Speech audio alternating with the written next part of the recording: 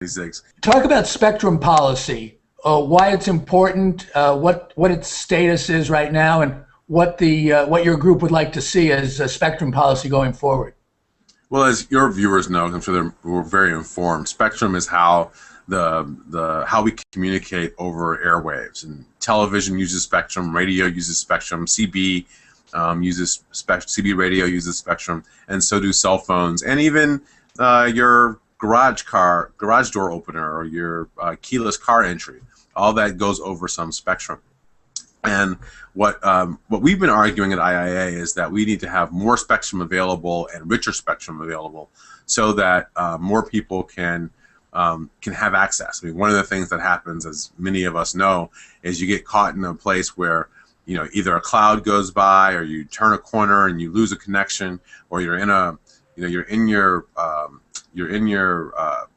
baseball game and you want to send a text message or take a photo or something, and it all gets sort of jammed up because there's too much information going at the same time.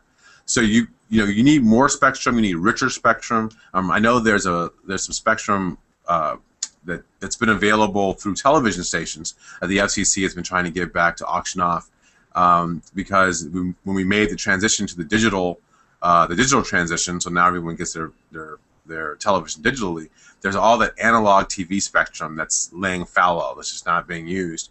And if you could get that, maybe to perhaps some of the wireless companies, you could have a richer wireless experience and a more reliable experience with your cell phones. So because that spectrum goes through walls, and it'll get into your household, in the back bedroom where your TV used to be with the rabbit ear antenna. So it had to be pretty rich and pretty strong. And I think now we probably need that with the phones and iPads, and watching video on your tablet. You probably want to have the best signal you can.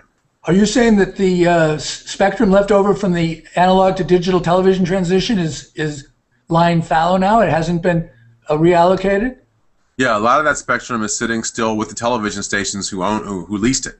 And so what the FCC has proposed is to be able to get that spectrum back from the television stations sort of voluntarily, and then auction it off to new providers, and then they'd share the profits from that spectrum auction with those stations, so they could recoup some of the money that they spent on getting the lease. That's very interesting. What's the status of that proposal? Well, they're negotiating right now with the television stations to figure out who wants to do it and how much is going to be available, and then figure out how much where to start the auction.